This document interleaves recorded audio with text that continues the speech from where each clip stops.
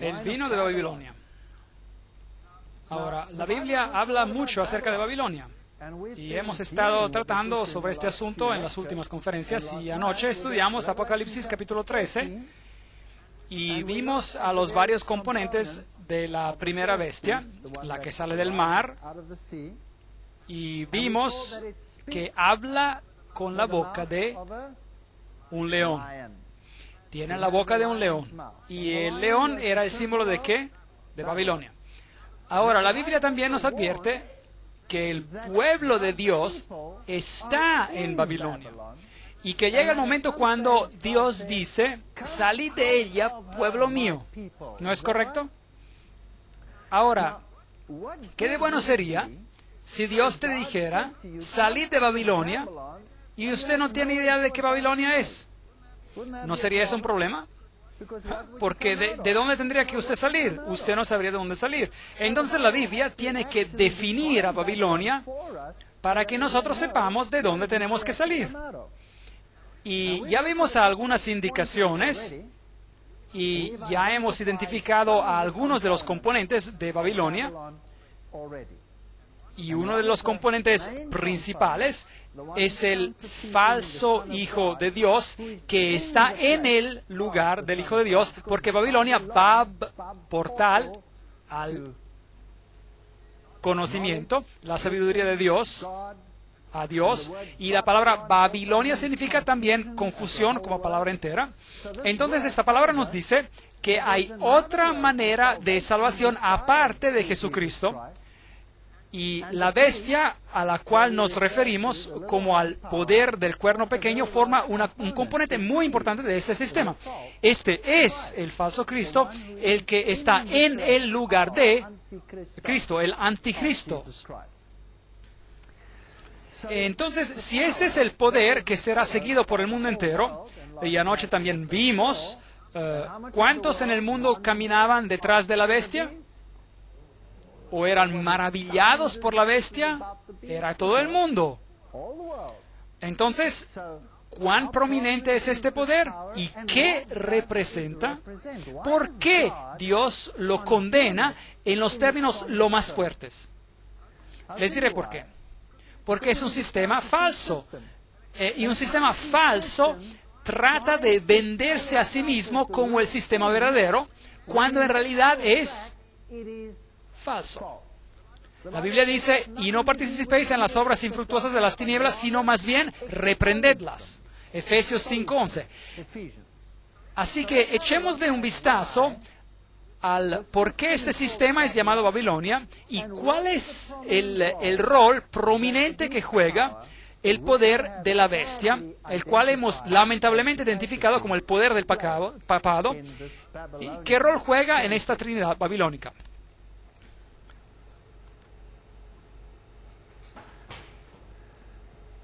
Tenemos también la palabra profética más segura, a la cual habéis bien en estar atentos como antorcha que alumbra en lugar oscuro, hasta que el día amanezca y el lucero de la mañana salga en vuestros corazones. Segundo de Pedro 1:19. Tenemos que diligentemente estudiar las profecías. Tenemos que saber lo que está aconteciendo detrás de las escenas. Tenemos que saber por qué y por qué razón Dios dice las cosas. Jeremías 51, 6 y 7, hablando de la Babilonia literal, dice: huid de en medio de Babilonia, poneos a salvo. Ahora, la Babilonia literal es el tipo, el prototipo, es nuestro libro de enseñanza para explicarnos por qué Dios llama Babilonia también a la confederación de los tiempos finales. Para que no perezcáis a causa de su maldad, porque es el tiempo de la venganza de Jehová. Él va a darle su merecido. Entonces, ese sistema es un sistema que engaña, tiene una religión falsa que lleva a las personas a la perdición. Una copa de oro que embriagó a toda la tierra fue Babilonia en la mano de Jehová. De su vino bebieron los pueblos, se aturdieron las naciones. O se enloquecieron las naciones, en otras palabras, como dice la Nueva Versión Internacional y la Biblia de las Américas. En otras palabras, las naciones que beben el vino de Babilonia se enloquecerían. El vino, en la Biblia, ahora, si Jesús es la vid, entonces el vino que sale de la vid debe de ser lo que Él dice. Debe de ser su fruto. Debe ser las doctrinas. Entonces, Babilonia tiene doctrinas falsas. Ahora, esta noche no vamos a tratar con todas las doctrinas falsas. Vamos a mirar al por qué la Biblia define este sistema como a Babilonia. Y vamos a ir a la antigua Babilonia para poder hacer esto. Por eso se la llamó Babel, porque de allí confundió Jehová el lenguaje de toda la tierra. Génesis 11:9. Esto ha sido una espina, una irritación para el diablo desde ese tiempo. Cuando ellos estaban construyendo la Torre de Babel con el propósito de unirse en apostasía hacia Dios, porque Dios había dicho que nunca destruiría el mundo por un diluvio otra vez, aun si ellos construyeron una torre, aún así ellos construyeron una torre en caso de que Él tratará de hacer algo parecido en el futuro. Entonces Dios separó a las naciones. Y eso era algo esencial para nuestra salvación, porque separando a las naciones, esta tensión constante en este planeta guiaría a las personas a buscar a Dios. Porque si usted es amenazado por uno y el otro, y usted busca a Dios, y Dios puede quedarse en las mentes de los hombres. Al diablo no le gusta la separación, y quiere un sistema unido donde todos lo adoran a Él. Otro ángel lo siguió diciendo. Estamos leyendo del libro de Apocalipsis. Ha caído Babilonia, la gran ciudad, porque ha hecho de beber a todas las naciones del vino del furor de su fornicación. Apocalipsis 14:8. Entonces, en otras palabras, aquí tenemos un sistema que está vendiendo el vino que está lleno de fornicación. Eso es apostasía hacia Dios. Ahora, si usted está apostatando hacia Dios, ¿a quién está sirviendo usted? Al otro. Al otro. Y él también tiene una vestimenta. También tiene una vestimenta. Él se presenta en una forma u otra forma, o en cualquier forma él quiera presentarse. Pero cualquiera sea la forma, no es la manera de Dios. Es su manera. Entonces aquí está el sistema falso que se ha levantado. Ahora, Apocalipsis 16:19 nos dice, la gran ciudad, se refiere a la Babilonia espiritual, no puede ser la Babilonia antigua, porque Dios dijo que la Babilonia antigua nunca se reconstruiría. Entonces, la antigua ciudad sirve como un tipo, un prototipo, y un tipo, por definición, es también más pequeño que el antitipo, el cumplimiento. El Cordero representa a Jesucristo. Entonces, el Cordero es solo un pequeño ejemplo del más grande y prominente antitipo, que es Cristo mismo. El tipo prototipo de Babilonia representa a aquellos que apostatarían contra Dios, y al final de los tiempos, en una escala más larga, ocurre lo mismo. Y representa a todos aquellos que en confederación trabajan juntos para oponerse a Dios. Jerusalén sirvió de tipo prototipo representando a todos aquellos que buscarían a Dios y buscarían salvación por medio del Cordero. Así que esta es la tipología que tenemos acá. Entonces aquí tenemos esa gran ciudad que fue dividida en tres partes. Ahora sabemos que Babilonia tiene tres componentes. Así que vamos a tratar con las tres en esta serie de conferencias. No se pierda nada de esto. Y las ciudades de las naciones cayeron. La gran Babilonia vino en memoria delante de Dios para darle el cáliz del vino del ardor de su ira. Así que si usted se queda en Babilonia, entonces usted tendrá que tratar con este lado del asunto. Dios recompensará. Y vi tres espíritus inmundos como sapos. Esto es pesado. El espíritu que mueve a Babilonia consiste de espíritus inmundos. Y ellos salieron de la boca del dragón. Ese es Satanás mismo, porque la Biblia define al dragón como a Satanás en Apocalipsis capítulo 12. Y fuera de la boca de la bestia, Apocalipsis nos habla acerca de la bestia, y ya hemos tratado con esto en gran detalle, el poder del cuerno pequeño en Daniel capítulo 7, y la bestia que sale fuera del mar, Apocalipsis 13, y lamentablemente tuvimos que identificar a ese sistema como el papado, y fuera de la boca del falso profeta. ¿Sabe que en otros idiomas esto se resalta un poco mejor? Si lo lee en alemán, entonces esto es Rache des Drachens, Rache des Tieres und Mund des falschen Propheten. Si usted sabe lo que significa, hay una palabra más dura y una palabra más suave para la palabra boca. Y el dragón y la bestia tienen la palabra más severa, y el falso profeta tiene la palabra para la boca que es más triste. Ahora, el falso profeta son todos aquellos que una vez tuvieron la verdad, pero regresaron al sistema madre. Son espíritus de demonios que hacen señales, y hablamos sobre milagros anoche, y estos milagros engañarán a las personas y van a los reyes de la tierra. Esto representa los sistemas políticos del mundo. ¿Y cuánta parte del mundo? En todo el mundo, para reunirlos para la batalla de aquel gran día del Dios Todopoderoso. Entonces el conflicto será entre esta falsa Trinidad y el pueblo de Dios, los que guardan los mandamientos de Dios y tienen el testimonio de Jesucristo. Entonces, la Babilonia mística consiste del componente representado por el dragón, Satanás, trabajando directamente por medio del hombre. Eso sería espiritismo, ocurrencias extrañas, apariciones, todas esas actividades espiritistas. La bestia representa la religión organizada que culmina en el papado, y el falso profeta representa a aquellos que alguna vez supieron de la verdad, pero están retornando a las falsas profecías. Eusebio nos dice que Constantino, para encomendar la nueva religión a los paganos, él integró en el cristianismo los adornos exteriores a los cuales los paganos estaban acostumbrados en sus prácticas. Development of Christian Doctrine, desarrollo de la doctrina cristiana, página 372. Y la evidencia nos apunta al hecho de que el cristianismo en esa era temprana fue paganizado y solo adoptó la vestimenta, la apariencia del cristianismo. Y esto es derivado de acuerdo a las escrituras de las sociedades secretas. Puede ser rastreado hasta Simón Mago.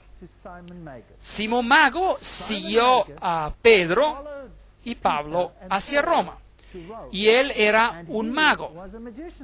Él era un sacerdote pagano que se puso en un atuendo cristiano porque él quería tener ese poder, y Pedro lo censuró.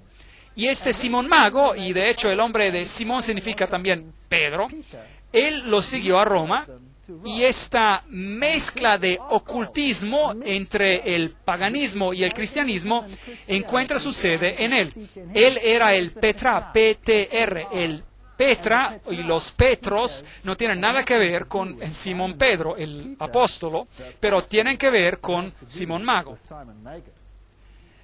Sé que después de que me vaya, los lobos salvajes vendrán adentro de entre ustedes y no respetarán al rebaño. Incluso de su propio número los hombres se levantarán y distorsionarán la verdad para atraer a los discípulos a ellos. Hechos 20:39. Las enseñanzas de Mago, de Simón Mago, habiendo venido de Samaria, eran en su naturaleza cabalísticas. Y fuera del cabalismo viene el gnosticismo. Y el gnosticismo es la enseñanza de que el Mesías es el Osiris antiguo.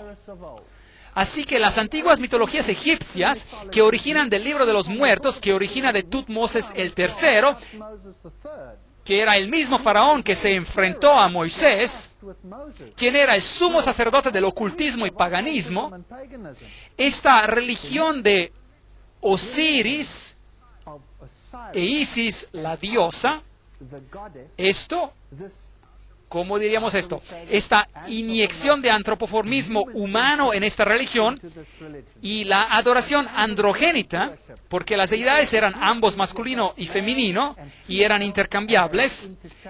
Esta religión es lo que se introdujo en el cristianismo. Ahora, los dioses antiguos, si queremos encontrar los enlaces dentro de la Babilonia moderna, tendremos que mirar a la Babilonia antigua. Los caldeos adoraban a Abel o Medoraj, y luego estaba Ninus, el hijo, y el hijo era también adorado como Tammuz.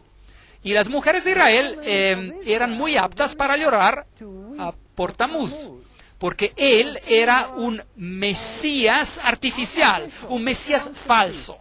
El diablo preparó a Mesías con anticipación antes del Mesías verdadero, para que las personas no aceptaran al Mesías verdadero.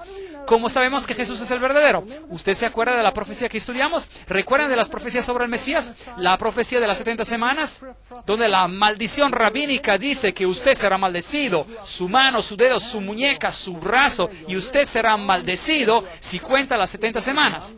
Porque esto identifica al Mesías verdadero con exactitud perfecta. Entonces el Mesías falso ya estaba allí, y ese era Tammuz. Luego había la diosa Rea.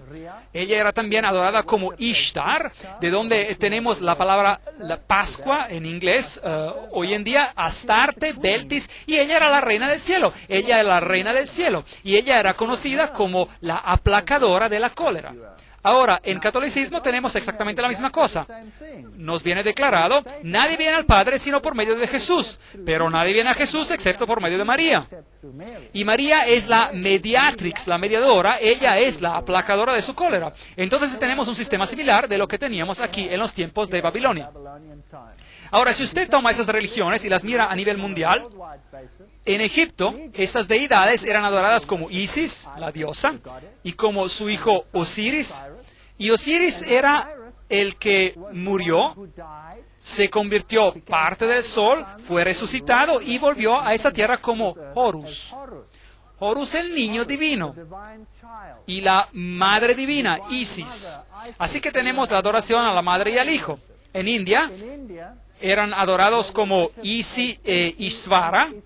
Es la misma religión. De hecho, la religión babilónica es hoy la religión universal de todos los sistemas religiosos. En China era Xing y Mu y la Santa Madre y el Hijo. En Grecia era Ceres e Irene y Pluto. En Roma era Fortuna y Júpiter, Puer. Este era un sistema antiguo de adoración. Es interesante que en los seminarios recientes que acontecen en acerca del cristianismo en el mundo hoy, los seminarios llamados Jesus Seminars en inglés, los seminarios de Jesús, donde hablan acerca de una nueva reforma, que Dios nos guarde de llamar eso una reforma, donde ellos hablan acerca de una reforma y quieren poner a Jesús al mismo nivel de Osiris. Yo tengo un problema con eso, porque uno es falsificación del otro.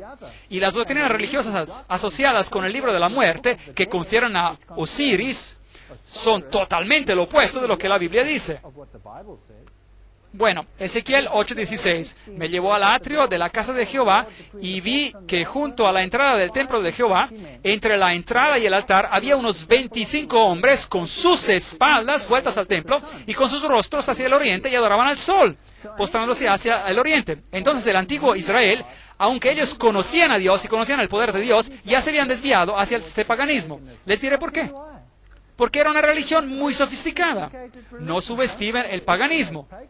Nosotros creemos que esas personas eran tontas o estúpidas porque adoraban a dioses paganos. Y nosotros no somos menos tontos que ellos, ¿sabían eso? Por la mayoría de mi vida yo he servido a dioses paganos y ni siquiera lo sabía, Pero ese es un hecho. Así que ellos adoraban al sol porque la adoración del sol es una falsificación perfecta de la adoración mesiánica. En otras palabras, es fácil sustituir uno por el otro, aplicarle la vestimenta, la forma correcta y aplicarle la liturgia correcta y creamos una religión. Ahora, la religión viene de la leyenda de Nimrod y Semiramis. Nimrod era un guerrero contra el Señor y él fue quien apostató y luego fue condenado a muerte. Y su viuda, Semiramis, alega de que él había sido resucitado y había sido llevado al sol y había renacido por medio de ella.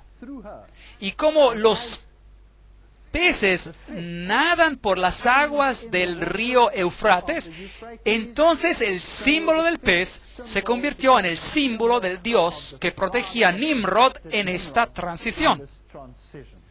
Y luego ella dio a la luz a un niño, quien era, por supuesto, el nacimiento, el renacimiento, la resurrección, si desea, en el niño de Osiris. En Escandinavia, ellos eran adorados como Frigga y Balder, Venus y Adonis en Roma, Astoreth y Baal en Fenicia, y luego el niño se convirtió en el que lleva los pecados sobre sí, y se convirtió en el Salvador, y este era su nombre, era llamado Zoroaster. A propósito, el zoroastrianismo está con vida y muy bien, y viviendo en el Medio Oriente. Es la semilla de la mujer. Mitras, el Salvador. Mitraísmo es una de las formas más sofisticadas de adoración al sol. Y estaremos tratando con el mitraísmo porque es sorprendente quién era Mitra y quién es el mitraísmo hoy en día. Hasta aquí en los Estados Unidos se sorprenderán de cuánto mitraísmo hay. Dionisio es el que lleva los pecados sobre sí, Baco, la rama, Vishna, el hombre víctima, Osiris, el rey de reyes. ¿Reconocen a esos títulos? Aquellos son todos títulos que pertenecen a Jesucristo y han sido apropiados por estas deidades paganas. Ahora, si usted era un sacerdote de las deidades paganas, entonces usted adoraba esta deidad en muchas formas. Una de las formas más prominentes era en la forma del dios Dagon. Y los sacerdotes de Dagon, On es la palabra dios en egipcio y Dag es pez. Entonces es la forma de pez para este dios. Los sacerdotes usaban la mitra de pez en sus cabezas y tenían una capa completa de pez. Y el pez en la antigua Egipto y en las religiones paganas se convierte en el símbolo de Dagon. En esta escultura egipcia, en particular, usted tiene los cuernos del toro, el toro. La primera letra del alfabeto hebreo era el símbolo del toro. Y en el este era el alfa, el elef, el elefante se convierte en el toro del este. Y esas criaturas se convierten en símbolos del dios Sol. Por tanto, tenemos la adoración al toro y tenemos la adoración al elefante y los cuernos que estaban entre los ojos del toro también eran un símbolo de la media luna, la hoz de la luna, la cual se convierte en un símbolo del vientre de la mujer, la cual recibe el renacimiento del dios Sol. Así que más adelante se volvieron un poco más sofisticados y los sacerdotes de Dagon usaron la mitra de pez y la capa y luego más tarde sustituyeron la capa de pez por las vestimentas coloridas. Normalmente en los colores de carmesí, el cual es el color del sacrificio, y el morado, que es el color de la realeza. Ahora, ¿usted reconoce esta clase de mitra que está allá encima? ¿Hay personas que la usan hoy en día en otra forma? Sí lo hacen. Bueno, vayamos y veamos si realmente lo podemos encontrar en los relieves de la antigua Babilonia. Sí podemos. Esta de aquí viene del Museo de Pérgamo en Berlín, Alemania. Y yo mismo tomé esta foto. Allí tenemos el símbolo del sol y las líneas onduladas. A propósito, las líneas onduladas procediendo del sol son la seña del símbolo femenino. y las líneas rectas son las señas del símbolo masculino. Por medio de la unión de la deidad masculina y femenina tenemos el nacimiento del Salvador. Y aquí tenemos a los sacerdotes de Dagón caminando alrededor con cubos por allí conteniendo agua bendita. Y ellos tenían pequeños cepillos, los cuales eran hechos de hisopo, y luego rociaban en las personas para lavarlos. ¿Es eso un rito que se practica hoy en día? Sí, así es. Aquí tenemos un sacerdote, un sumo sacerdote de Dagón. Allí tenemos el símbolo en los cielos del dios Shamash, que es el símbolo de la deidad. Él tiene alas, normalmente las alas de un águila. Y luego tenemos el símbolo del sol en el medio. Hay otro símbolo solar a la derecha, el cual es de 2 estrellas sobrepuestas una sobre la otra, haciendo 8 puntas. Entonces se hace una rueda solar con 8 puntas. Y si uno era el sumo sacerdote, entonces usted tenía que inclinarse enfrente al sumo sacerdote. O si uno era el representante o el Dios mismo, usted tenía que a menudo besar el anillo y besar su calzado. Ahora si vamos a Roma. Este es el Panteón exterior de Roma, y este es el lugar donde todas las deidades de los tiempos antiguos eran adoradas. Y afuera tenemos esta pequeña estatua por aquí, donde tenemos una base cúbica abajo, que es también un símbolo del paganismo a propósito. Y luego tenemos los elefs parados en la parte de abajo, símbolos del dios Sol. Luego tenemos el estelar, que es el símbolo del símbolo fálico de Osiris, porque cuando Isis lo juntó otra vez, esta es una de las piezas que ella tuvo que reconstruir, y encima de este tenemos el símbolo de la cruz. Y estaremos tratando con esto un poco más adelante. Si usted entra en el Panteón, tiene cosas interesantes en el suelo. Tenemos cuadrados. Las deidades paganas estaban o en un cuadrado o estaban representadas en un círculo. Entonces tenemos círculos y tenemos cuadrados. Y porque ellos eran al mismo tiempo buenos y malos, representando a los dos lados, por eso se tenía a cuadrados blancos y negros. Ahora, si vamos a las iglesias católico-romanas y catedrales, usted encontrará el pez por ahí. Esta es la diosa antigua Astarte. Allí está la mitra de pez con el símbolo de la estrella, o el sol y la media luna por allá. Y luego tenemos toda una serie de símbolos paganos en la mano, muchos de los cuales son usados hoy en día. Este, por ejemplo, se usa en el mundo de la medicina. Este aquí arriba es muy interesante. Aquí es una forma de pez. Ese viene del hinduismo como un símbolo de la deidad pagana. Allí estaba el dios Osiris. Y aquí tenemos algunos símbolos interesantes en la mitra del Papa. Ahí tenemos el símbolo del dios Sol. Este es uno de los símbolos principales de la deidad del Sol, donde las 4 puntas están dentro de un círculo. Y esta aquí es una cruz conocida como la cruz maltés. Y los caballeros de Malta usan esa cruz en particular. Y veremos que si usted mira esta cruz en particular, es un símbolo directo de la deidad del Sol. No tiene nada que ver con el cristianismo.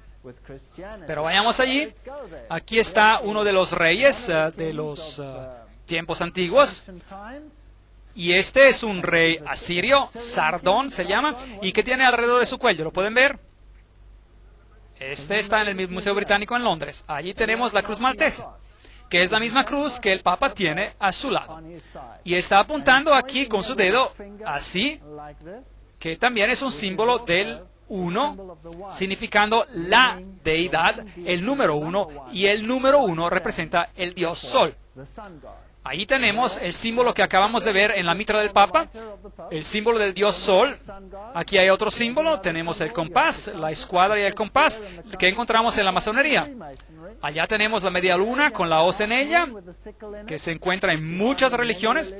Ahí tenemos el multicapa, como usted lo encuentra en las religiones aztecas de la adoración del sol. Y ahí tenemos la mitra triple, los 3 aspectos del dios Sol. Esos son algunos de los símbolos principales de la adoración del Sol, como los encontrará en los tiempos antiguos. ¿Dónde cree usted que lo encontraremos de la manera más prominente hoy en día? Probablemente en el papado. Bueno, Todos ellos están usando mitras de pez. Aquellos son mitras de Dagón. Vayamos a la Basílica de San Clemente, una de las iglesias en Roma. Vayamos al fondo, encontraremos que usaban un altar, que a un lado estaba inscrito con símbolos cristianizados, y por el otro tenía petroglifos de la adoración pagana al sol. Así que ambas religiones adoraban en la misma capacidad, usaban los mismos lugares, intercambiaron los altares y eventualmente se fundieron en una religión. La historia de la Iglesia nos dice, la cristianidad se convirtió en una religión establecida en el Imperio Romano y tomó el lugar del paganismo. La cristianidad, tal como existió en la Edad Oscura, se podría definir como paganismo bautizado. Es muy interesante. Veamos lo que la Iglesia Católica Romana tiene que decir acerca de esto. The Story of American Catholicism, página 37, la historia del catolicismo americano. A menudo se ha acusado que el catolicismo es revestido con muchas incrustaciones paganas. El catolicismo está listo para aceptar esa acusación e incluso hacerla alardear. El gran dios Pan no está realmente muerto. Él está bautizado. Entonces el paganismo está dentro de la iglesia y la deidad verdadera detrás de las escenas, quien es adorado no es Jesucristo, sino Osiris. En cualquier forma él esté representado. En la forma de Pan, usted lo encontraría en las arboledas. Él era el dios de las arboledas. Él era el dios del temor. Y de allí es donde viene la palabra pánico. Y este dios Pan es el que es adorado, ya sea como un hermoso joven que se viste y lleva las ovejas como pastor, o es adornado como el que tiene las patas de cabra, dependiendo de qué aspecto usted lo está mirando. Porque ya sea que usted lo adore en un sentido positivo, o ya sea que usted lo adore en un sentido negativo, es la misma deidad. Es lo mismo, ya sea que usted adore a Lucifer, o que adore el lado bueno, el lado de luz o el lado oscuro, son uno y la misma deidad.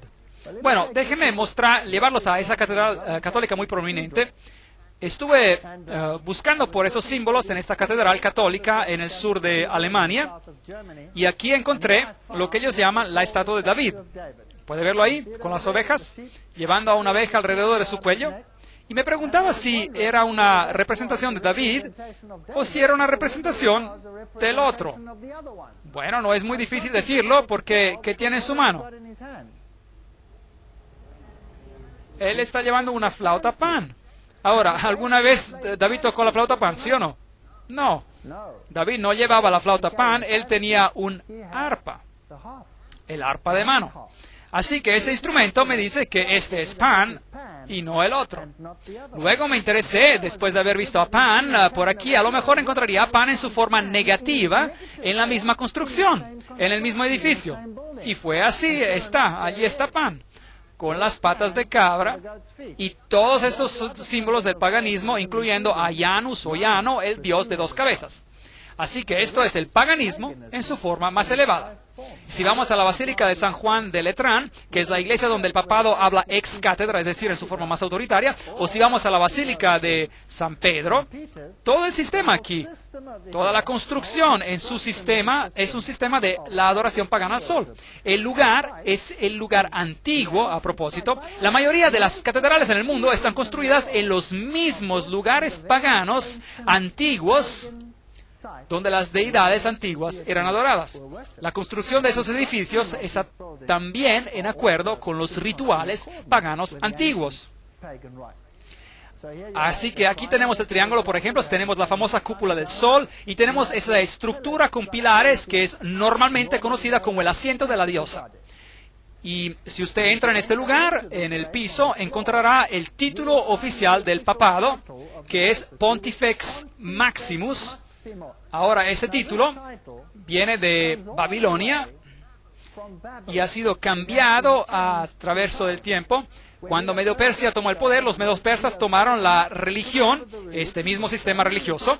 Los sacerdotes de Babilonia sublevaron en algún momento, salieron y huyeron a Pérgamo.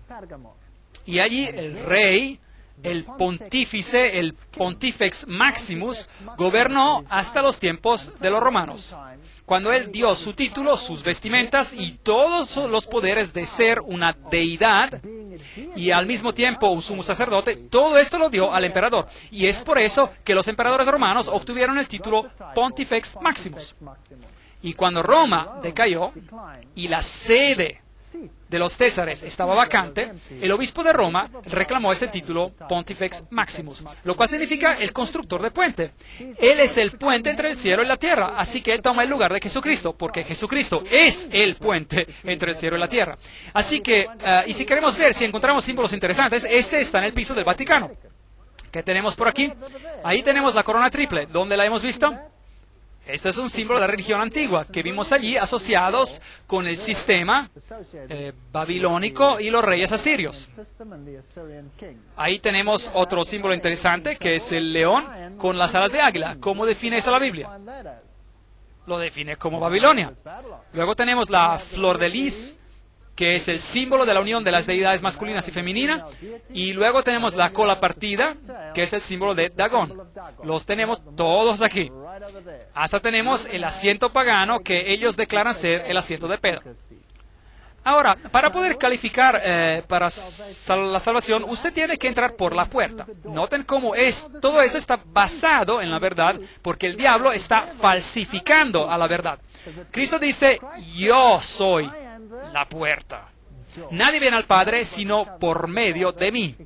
En el paganismo hay tres puertas, una larga y una mediana y una pequeña, y una representando a la deidad masculina, la otra la deidad femenina y la otra la deidad del niño.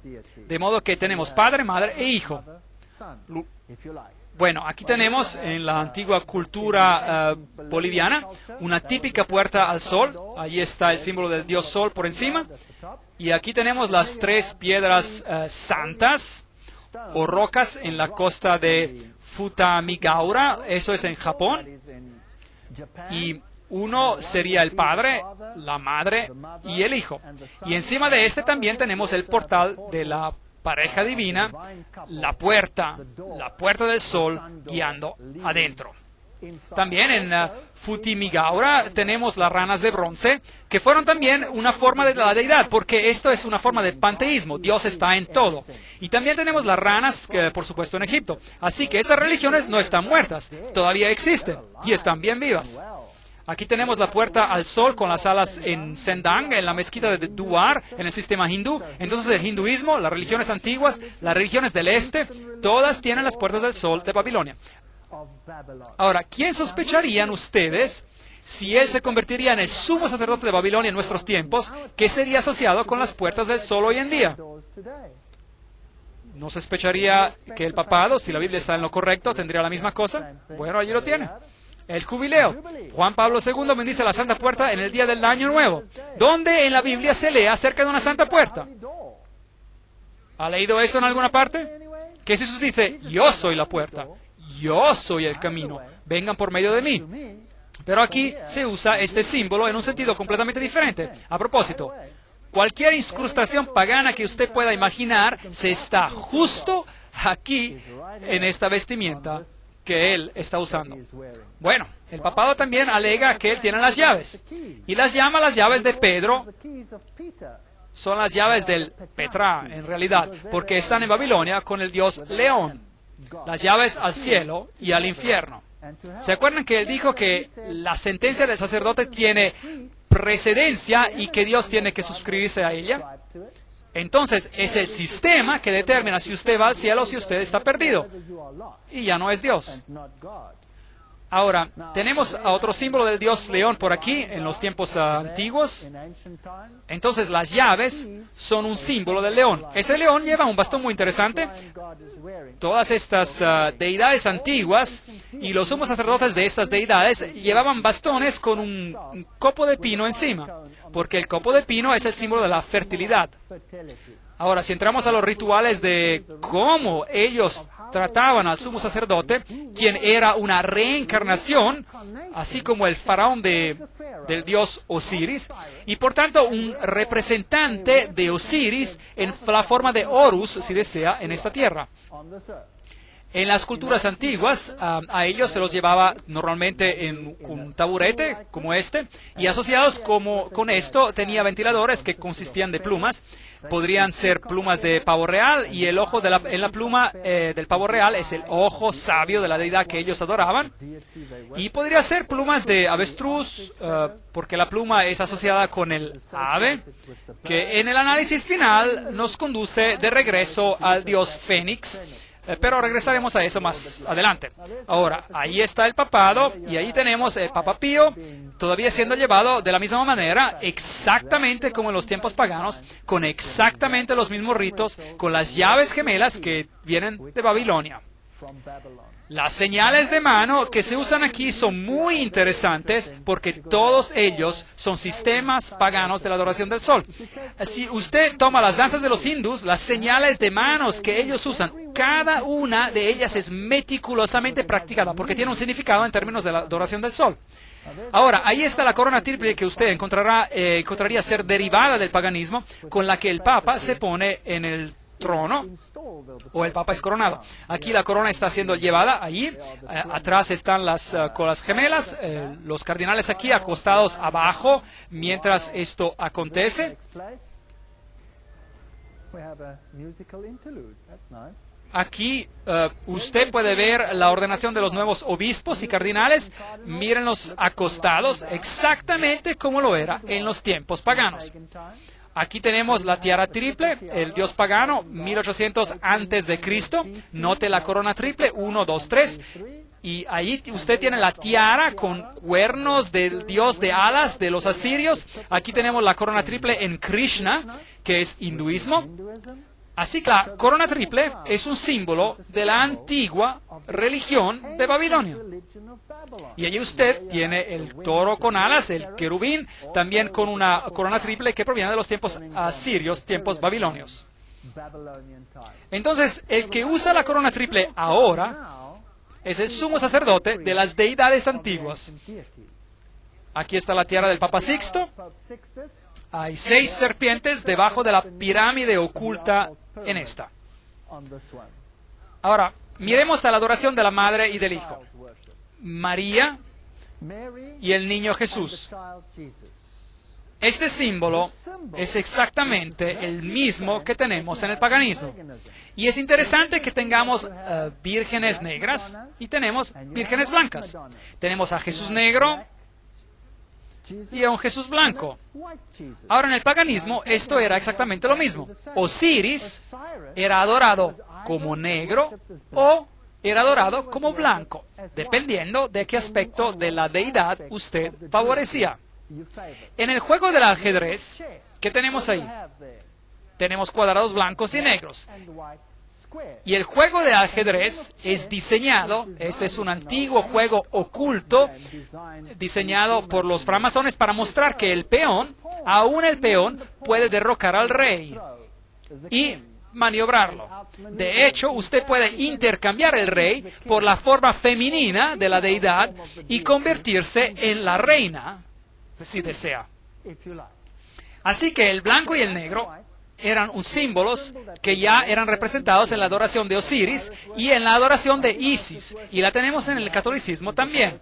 Tenemos a la Virgen Negra y tenemos a la Virgen Blanca. Y si usted va a la cultura oriental, usted tiene exactamente lo mismo. La adoración a la Madre y al Hijo, Isis e Isvara, Xingmu y el Niño Santo. Y ahí lo tenemos en Egipto, Isis y Osiris. Y el nacimiento de Horus. Ahí lo tenemos en la cultura hitita, la adoración a la Madre y al Hijo. Por supuesto, la Madre y el Hijo tomarían gran importancia en el catolicismo. Pero si usted quiere hacer creer a las personas que esto representa algo diferente, usted cambia los nombres de las deidades, no hay problema.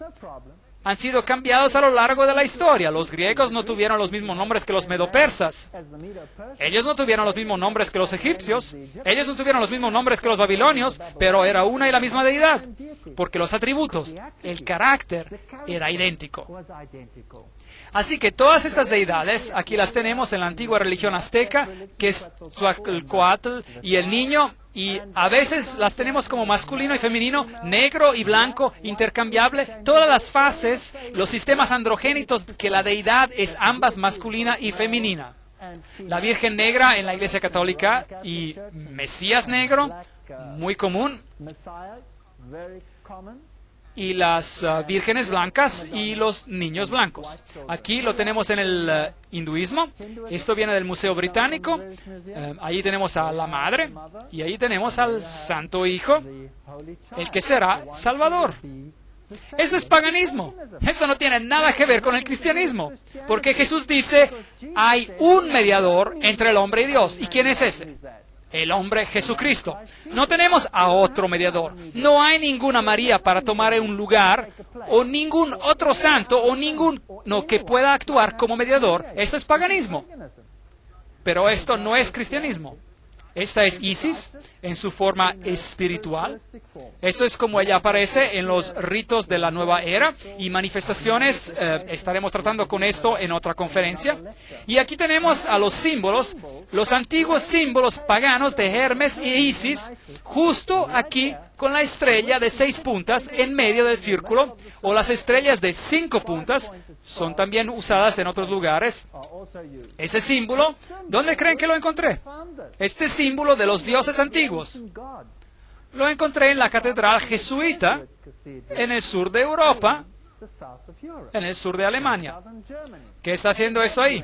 ¿O qué están haciendo esos símbolos de la adoración al sol en Czestochowa, en Checoslovaquia o en Polonia? Por todas partes del mundo. Bueno, veamos lo que la Nueva Enciclopedia Católica dice. Pío XII afirmó fuertemente el estatus real de María. Ahora tenemos una reina en el cielo, pero Beltis era llamada la reina del cielo. Él insertó en el calendario para el 31 de mayo una nueva fiesta para la reina María. Entonces María fue remodelada y reformada para encajar en el rol de la antigua deidad y puesta enfrente de las personas como la nueva mediadora. Es muy triste porque Jesús es puesto a un lado. Pío XII consagró el mundo al corazón inmaculado de María. Así que esto no es consagración a Cristo. Yo no estoy atacando a María. María era una mujer bendecida, era una mujer buena, pero su buena fama está siendo mal usada aquí. Ella fue reverenciada luego como la madre y la reina en el 31 de octubre de 1942 como un reconocimiento público de su estatus real. Es asombrante que el sistema completo de la adoración antigua de Babilonia realmente vino solamente a la madurez completa, a su cumbre en nuestros tiempos. Ahora veamos algunas de esas fascinantes representaciones de la trascendencia, de la transferencia del papel mediador de Jesús a María. Este lo encontré en Garcupaci, Roma. Aquí tenemos a Jesús poniendo la corona de espinas en la cabeza de María. Y es ella que tiene las heridas en sus manos.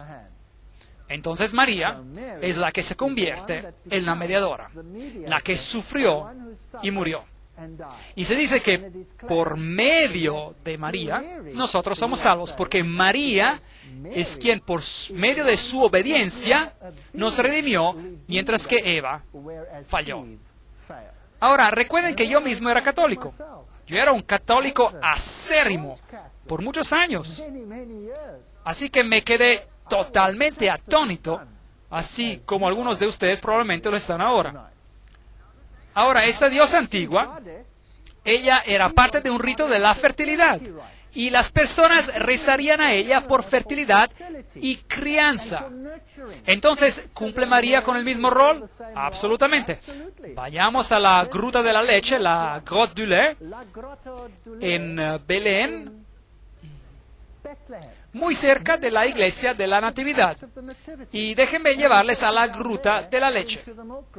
Ahí tenemos un símbolo.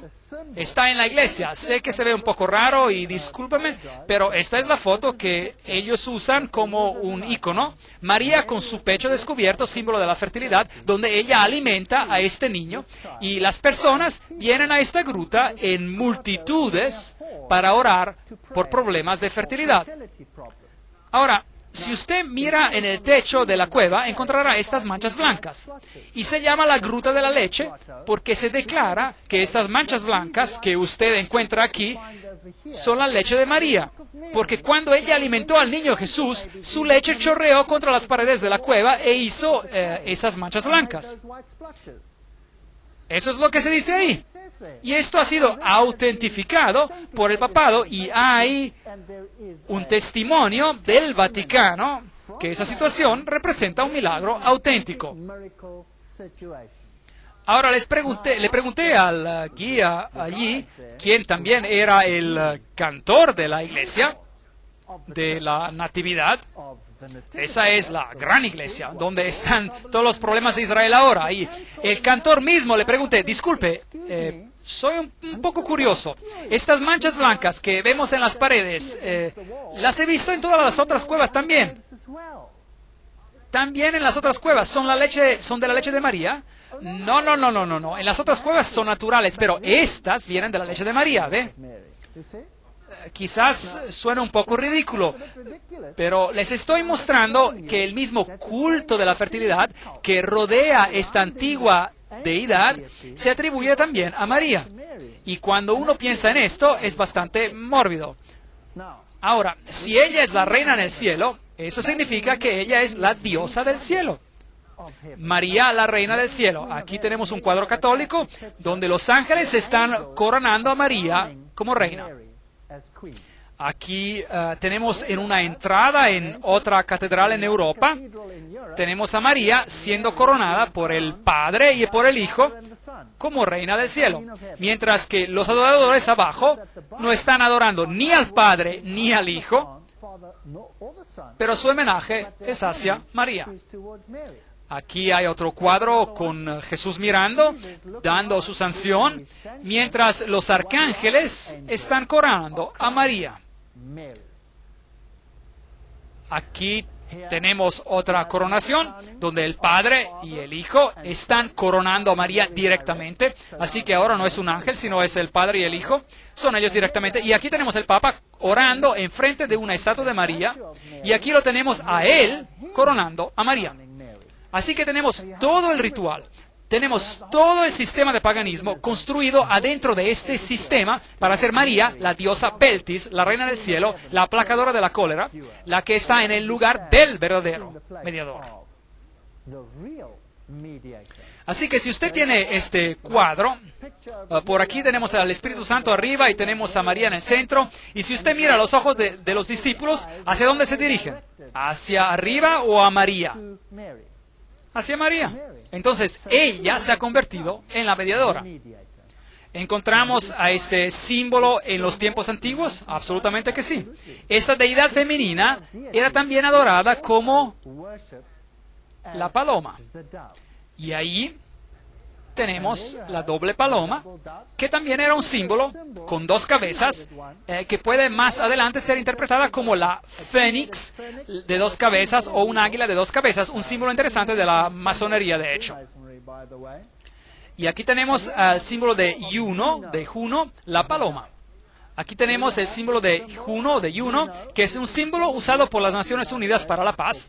Aquí hay otro de la paloma, símbolo del dios Juno o Juno y la paloma. Y la paloma representa la fuerza gentil, suave y toma el lugar del Espíritu Santo. Así que la deidad femenina es también la que se emana como la apacible, el Espíritu Santo. Así que cuando usted encuentra sobre muchos púlpitos este símbolo, uno ya no está seguro. ¿Es esto una referencia al Espíritu Santo o será una referencia a Juno, a Juno?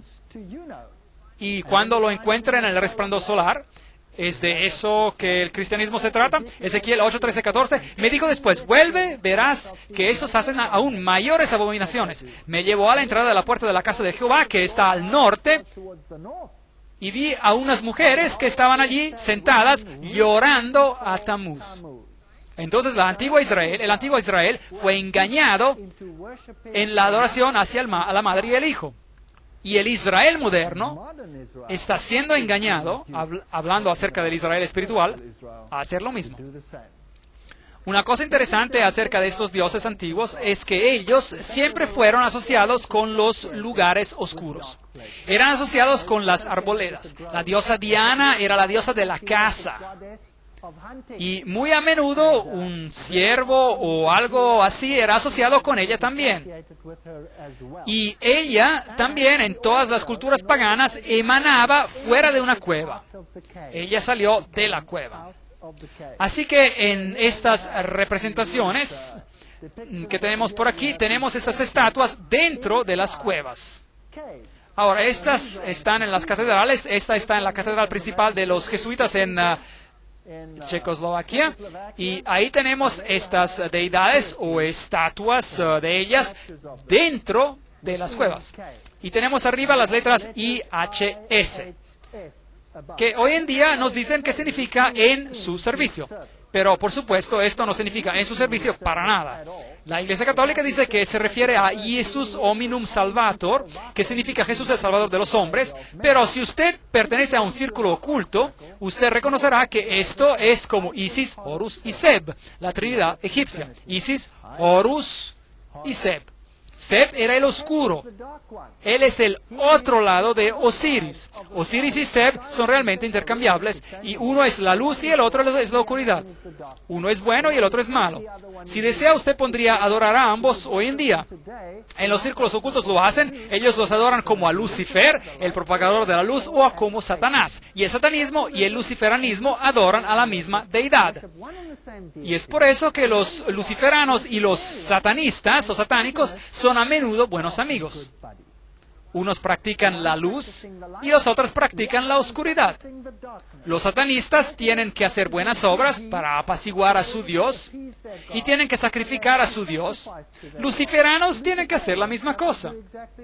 Y ellos se pueden intercambiar, pueden adorar a ambos, porque no importa si tú adoras el lado oscuro o si tú adoras el lado de la luz. Y verdaderamente da miedo, porque a veces uno no puede diferenciarlos. Bien, si usted va a las catedrales antiguas, esta es la catedral de Colonia en Alemania, tenemos el símbolo de Apolo, el dios ahí, y luego tenemos la luna y las estrellas, sol, luna y estrellas. Esos son los tres aspectos del dios Sol. Como tenemos Brahma, Shiva y Vishnu, Brahma el sol naciente, Shiva el sol del meridiano, Vishnu el hombre víctima, el sol que se sumerge en las aguas de la noche y se convierte en Dagon, el dios pez, o Poseidón, se levanta del agua y es adorado ya sea como Poseidón o la serpiente o la forma triuna. La forma triuna. En esta catedral, por aquí, tenemos un relieve muy interesante. Aquí tenemos el león con las alas de águila, con el sol en el fondo, un símbolo babilónico muy prominente, y la Iglesia Católica Romana lo llama el símbolo de San Marcos. Ahora, estoy seguro que encontrará gran dificultad en asociar a un león con las alas de águila con el resplandor solar detrás de la cabeza como un símbolo de San Marcos. ¿No es así? Ahora, ¿a qué está mirando esta figura, este león? Él está mirando a un círculo por aquí con una cruz en él. Y eso era uno de los símbolos principales de la deidad solar. Este era un símbolo de Lucifer, el símbolo del círculo con una cruz en él. Usted lo encontrará en muchas organizaciones hoy en día. El otro símbolo, por supuesto, es el símbolo del toro. Recuerdan, el toro es la primera letra, el 1, el símbolo del propagador de la luz, Lucifer. También con el resplandor detrás de él lo llaman San Lucas de Marcos o Lucas, y allí nuevamente tenemos el mismo símbolo. También las mariposas son símbolos del culto de la fertilidad. La mariposa va de flor en flor. La abeja es también un símbolo del culto de fertilidad. También va de flor en flor, de flor en flor. Jovencitas, si ustedes tienen un tatuaje de mariposa en sus hombros, esto tiene un significado más profundo de lo que ustedes piensan. Veamos si podemos encontrar los símbolos del toro y del león. Seguramente que sí, ahí están. Es el templo de Isis y Uranos. Número 3, Enciclopedia de la Encyclopedia of the Unexplained Magic, Occultism and Parapsychology, la enciclopedia de lo inexplicable, magia, ocultismo y parapsicología. Isis está asociada con los varios cultos del toro y del culto del león y el culto del fénix. Ahí está el fénix.